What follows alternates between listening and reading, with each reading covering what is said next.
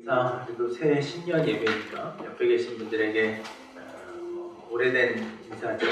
새해 복 많이 받으십시다. 또 새해 복 많이 받으세요. 이렇게 옆에 계신 분들에게 인사를 좀 했으면 좋겠습니다. 새해 소망하는 일들 하나님 안에서 다 이루어가는 여러분들 삶 되기를 주의로 축복합니다.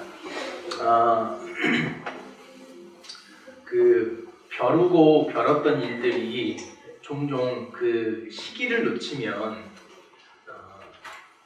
벼렀던 만큼의 의미와 느낌이 잘 전달이 안 되는 이런 일들이 있죠. 제가 이번 주일 설교를 준비하면서 저한테 좀 그런 마음이 있었습니다.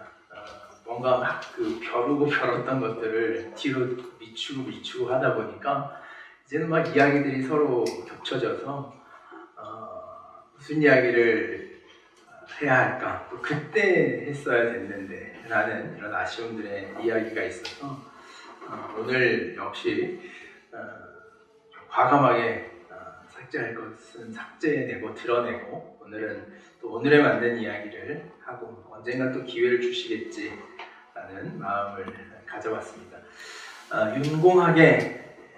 윤공하다 보이시나요? 윤공하다라는 그 새해 저희의 다짐을 적어놨더니 송구영신 예배 때 소연자매가 저걸 보고 윤이나 공부하다 자신의 처한 상황에 입각한 표현을 윤이나 공부하다. 그 별이 윤자 윤이나 할 때 윤자가 별이 윤자가 아닌가? 공부하는 지체들이 참 많습니다. 저희가 또 그리고 이번 주 중에 시험에 응시하는 지체들이 많아가지고 그들의 마음이 어떨까? 이것도 또 설교를 준비하는데 저한테는 하나의 또 그 부담, 무거운 일이도 했습니다. 그 시험을 준비하는 이들에게 또 여러분들뿐만 스라도 그 틈에 또 하나 껴있거든요. 그래서 스라도 2차 시험이 있고 또 여러 고시들이 선진이가 끝으로 아마 2월 마지막에 2월달 여러 고시들이 명섭이까지 이렇게 해서 뭐 지금 부담이 제일 큽니다. 수험생들 데리고 오게 하는 것 같아가지고 시험 안 보는 자에게 축복이 있기를 아멘입니다. 시험이 없는 자에게 시험이 많은 저희들이 지금 상황이 된 것 같습니다. 새해 몇 가지 교회 상황들을 전하고 말씀을 좀 나누겠습니다. 신년에 맞춰서 저희가 좀 손이나 이런 조직 편성을 하려고 준비는 앞서 했는데 그리고 저희가 운영위원회 때도 그런 결정을 내렸었는데 여러분들 1, 2월달 상황을 보니까 저희 교회가 1, 2월달에 마치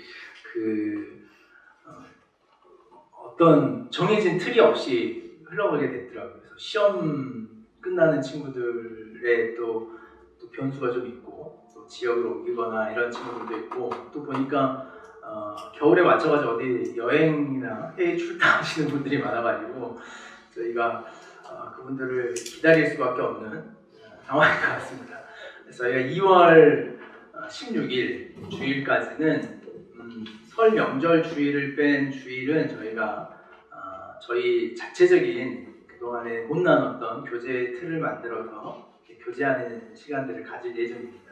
교제하고 2월 16일 날 저희가 아마 새로운 조직 발표를 하게 될 것 같습니다. 그래서 언제 순장이 이제 될 것이냐 그런 생각을 갖고 계신 분들은 저한테 연락을 주세요. 그러면은 마음이 있는 걸로 제가 알 테니까 그래서 그런 고민을 하고 있다 그러면은 마음이 있는 겁니다. 여러분들 마음에. 그래서 자꾸 이렇게 다른 통신 정보를 통해서 자꾸 순위 언제 개편되냐고 질문하는 분들이 있다는데 16일 날 상황이 되고 그래서 난 아직 이제 내년에 리더가 아닌 걸로 결정났구나 라고 생각하시는 분들은 그분들 마음에 있는 것 같습니다.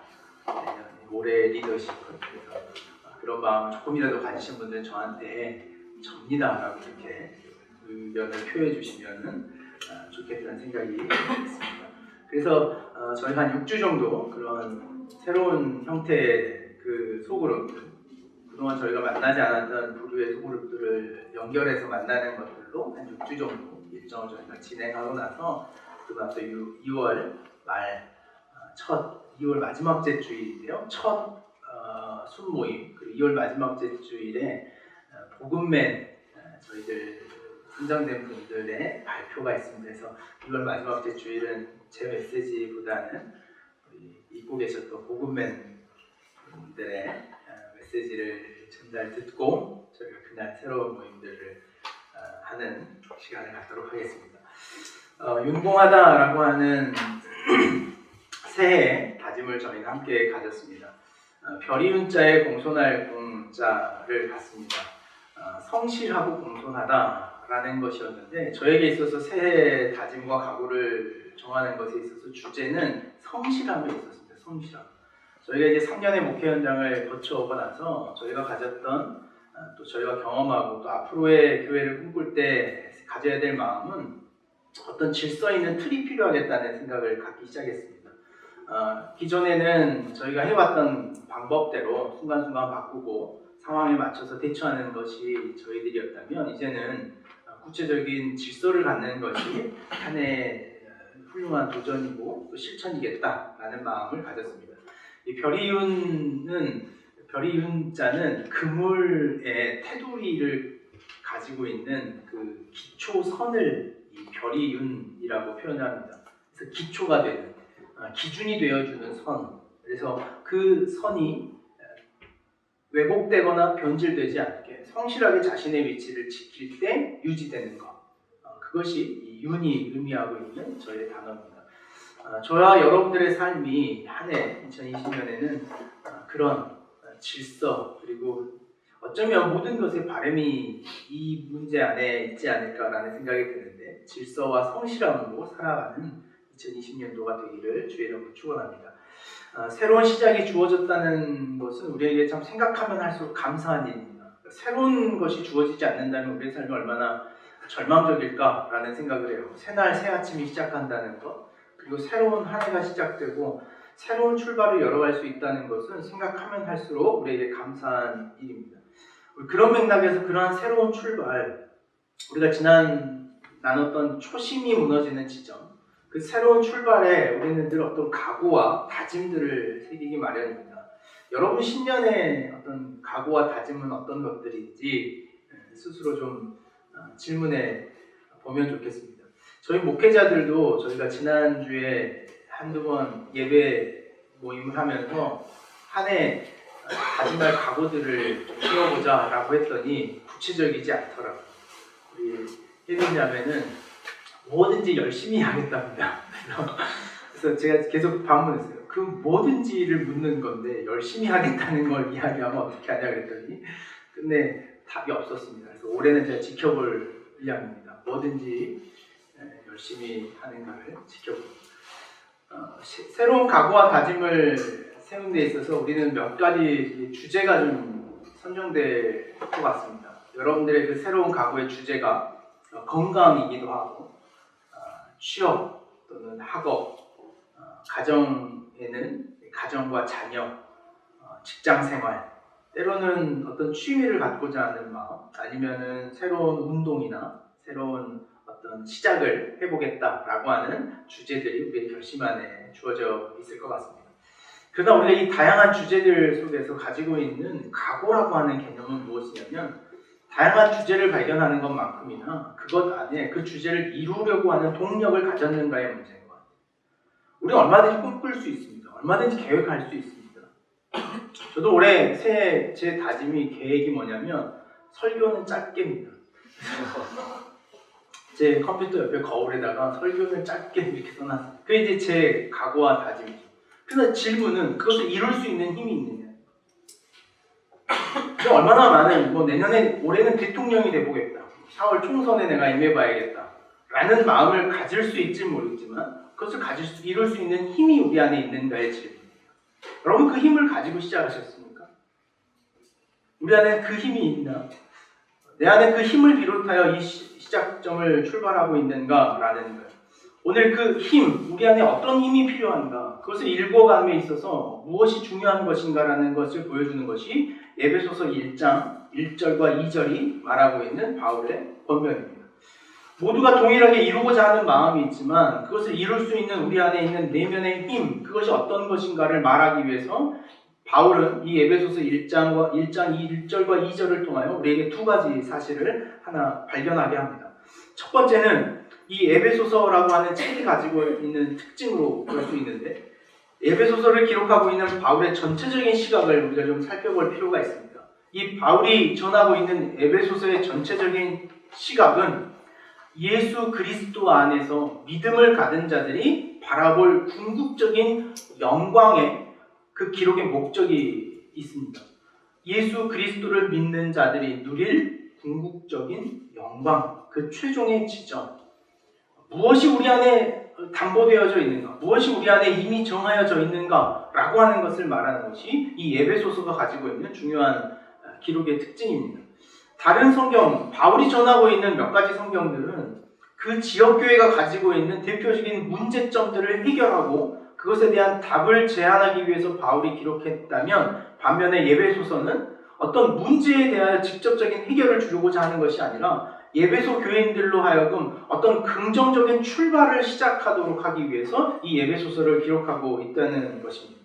갈라디아서는 지역교회가 가지고 있었던 율법의 문제를 답하기 위해서 바울이 기록한 책이 갈라디아서였습니다.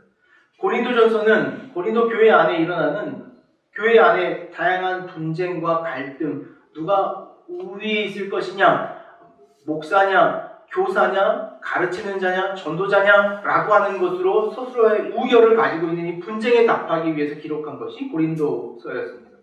데살로니가서는 초대교회가 가지고 있었던 부활의 문제, 죽음 이후는 어떨 것이냐, 예수의 재림은 언제냐 라고 하는 논쟁에 대한 답을 하기 위해서 바울이 쓴 서신이 이 데살로니가서였습니다. 갈라디아서, 고린도서, 이 데살로니가서와 다르게 에베소서는 그들이 가지고 있는 직면한 문제에 답을 하기 위해서 쓴 책이 아니라 그들이 앞으로 어떤 삶의 지향점을 가지고 살아가야 될 것인가 라고 하는 미래적 관점에서 쓰여진 책이 이 에베소서라고 하는 책입니다. 새해 첫날 이 에베소서라고 하는 본문의 말씀을 나누고자 하는 이유와 의도가 여기에 있습니다. 그런 까닭에서 바울이 이 시작하면서 어디서나 관념적으로 쓰고 있는 이 인사의 말에서 유일하게 독특하게 등장하는 한 단어가 있습니다. 그 단어가 무엇이냐면 성도라고 하는 지칭입니다. 1장 1절 말씀을, 우리 에베소서 1장 1절 말씀을 같이 한번 읽겠습니다. 에베소서 1장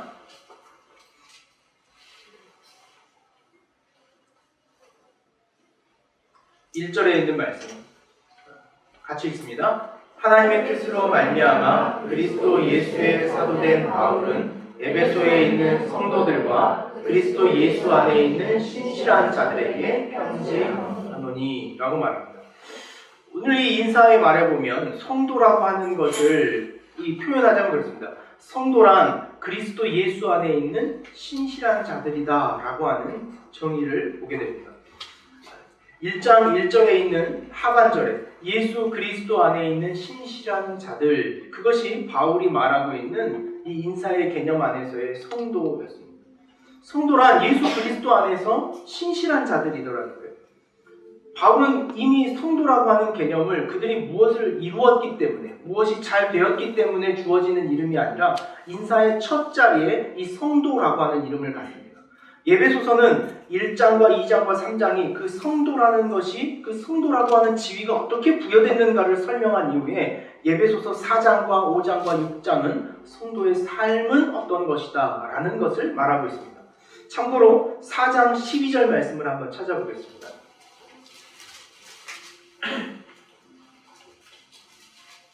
에베소서 4장 12절 말씀 함께 읽어보면, 이는 성도를 온전하게 하여 봉사의 일을 하게 하며 그리스도의 몸을 세우려 하십니다. 그리스도의 몸을 세우러 간다라고 말하며 바울은 에베소서 1장 22절에 그 몸의 머리가 무엇인가를 말해준 바가 있습니다. 1장 22절입니다. 에베소서 1장 22절 함께 읽겠습니다. 또 만물을 그의 발 아래에 복종하게 하시고 그를 만물 위에 교회의 머리로 삼으셨느니라.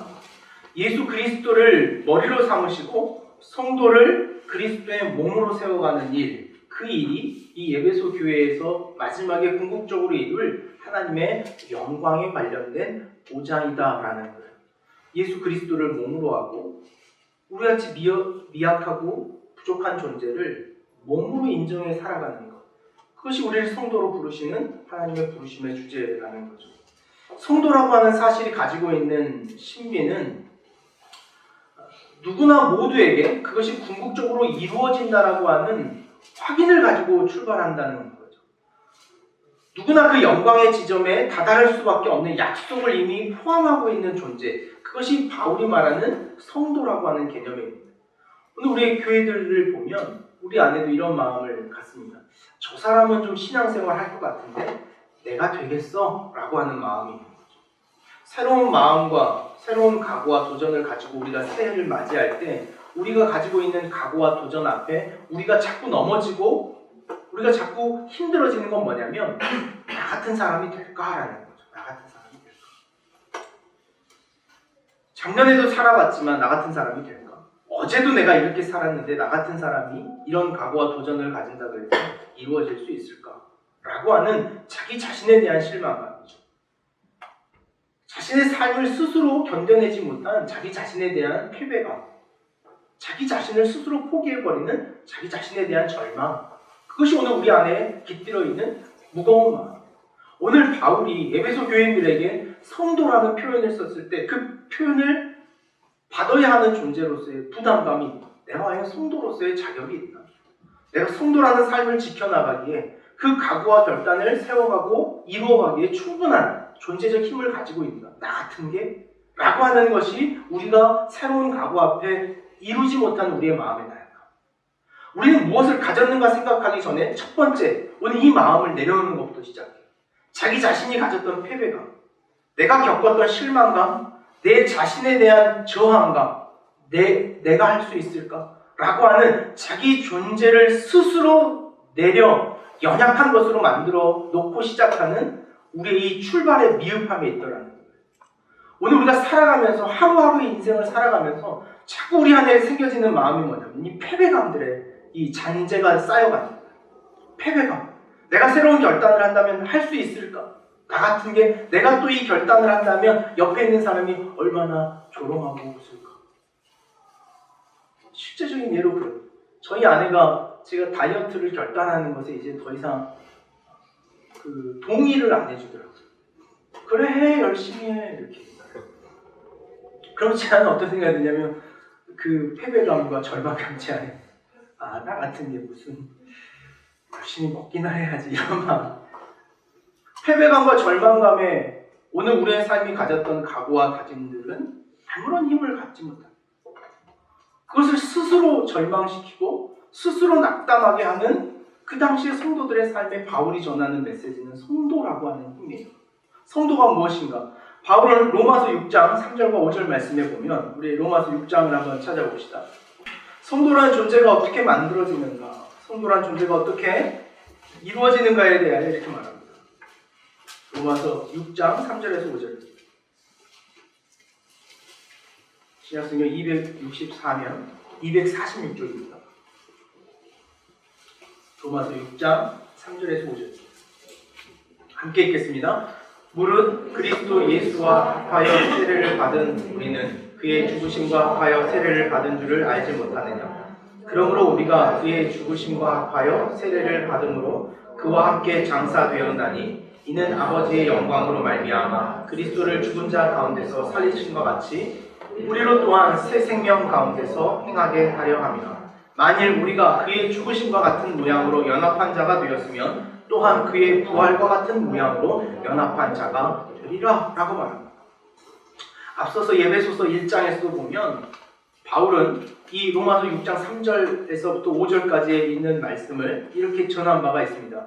예수 그리스도 안에서라고 하는 표현이에요. 성도란 예수 그리스도 안에 있는 것이다 라는 거죠. 예수 그리스도 안에 있다는 것은 로마서 6장 3절에서 5절까지 있는 말씀인데 오늘 예수 그리스도와 연합해 있다는 것을 말합니다.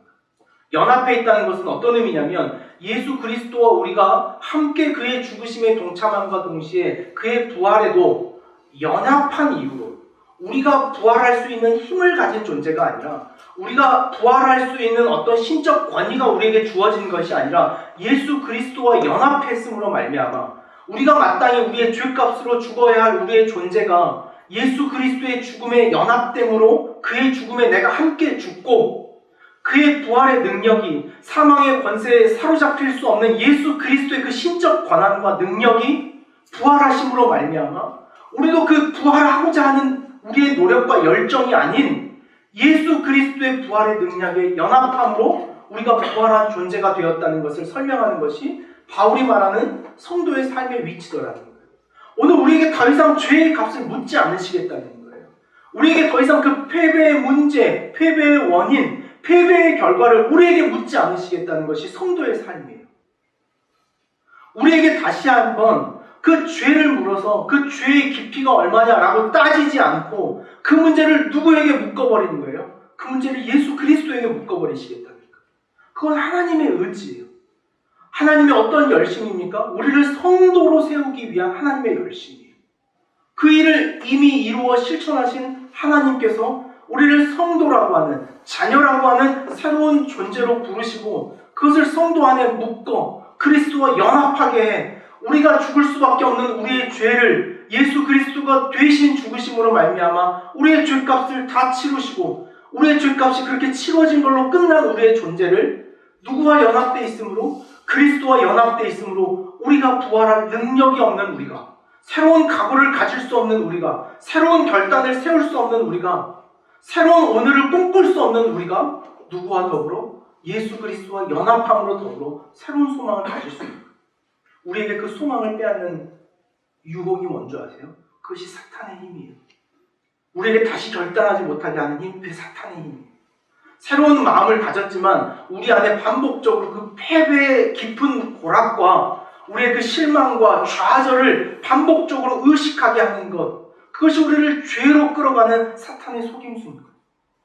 오늘 우리의 새 삶의 다짐은 오늘 이 문제에 대해서 벗어나는 거예요. 어떻게 벗어나는 거예요? 예수 그리스도와 연합되어 있는 존재로서 우리는 우리의 삶의 각오를 다시 하는 거예요.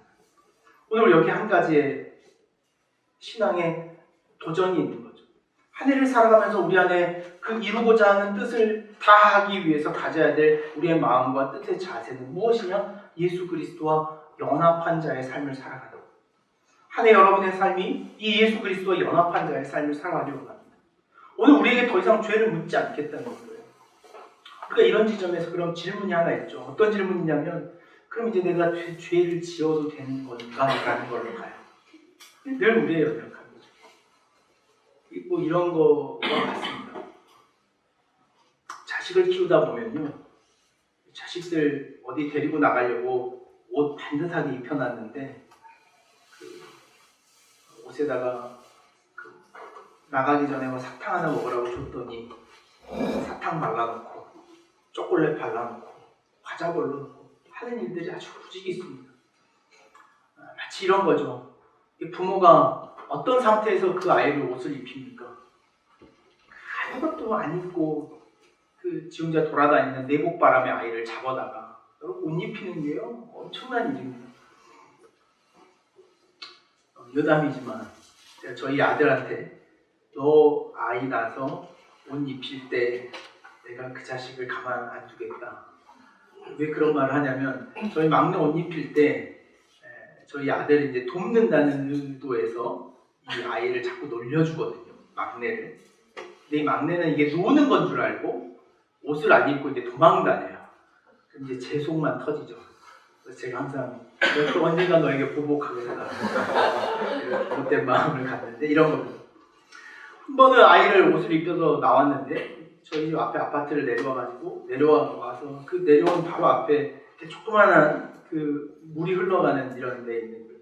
옷을 다 입혀와서 이제 나갈 준비를 하고 좋은 곳에 가자라고 데리고 나와서 하는데 그 넘어져도 어디에 넘어지는 진창에 절벽 넘어지는 거예요. 그럼 우리가 어떻게 합니까? 어떻게 해야겠어요? 다시 가라니 입히겠죠. 다시는 가라니 입힙니다. 그러나 그 다음에 데리고 내려올 때는 어떻게 하겠습니까? 그 지점에서 반드시 주의를 다하죠. 오늘 우리 이렇게 묻는 거예요, 하나님 앞에. 그래? 내가 죄가 없어? 그럼 옷 갈아입혔더니 어디에 계속 넘어지는 거예요. 문 앞에 진창에 계속 넘어지고 자빠지는 거예요. 그럼 혼자 웃는 거예요. 난 죄 없다? 여러분, 2번은 갈아입혀도 3번째는 어떻게 돼요? 쳐맞고 갈아입어야 돼요. 네? 우리가 그러고 있는 거예요. 쳐맞고라도 하나님 우리를 갈아입히셔요. 우리를 저패셔라도 우리를 반드시 갈아입히셔요. 우리에게 죄를 묻진 않으셔요. 그러나 우리가 가야 할 길은 그 지점을 이제 우리의 발로 넘어보는 거예요. 그것이 에베소서에서 말하고 있는 4장 12절에 있는 성도의 봉사의 일을 하게 함으로 그 성숙의 길로 지향하게 함에 있더라고요. 우리를 죄 없이 하시는 것, 우리를 용납하시고 용서하시는 하나님의 은혜가 오늘 더 큰 우리의 믿음의 지표가 되고 방향이 되고 결단이 되어야 되더라고요. 우리의 죄를 다시 묻지 않겠다는 하나님의 각오와 결단이 오늘 우리 안에 있는 것이죠. 고린도후서 5장 14절과 19절 말씀을 한번 보십시다. 고린도후서 5장 14절에서 19절. 우리를 그 성도라고 하는 삶으로 부르셔서 오늘 우리 안에 그 모든 죄를 없게 하시고 우리를 세워 끌고 가시고자 하시는 하나님의 방향과 목적이 어딘지를 고린도후서 5장 14절에서 19절 이렇게 말합니다. 291페이지 고린도후서 5장 14절에서 19절 함께 읽습니다.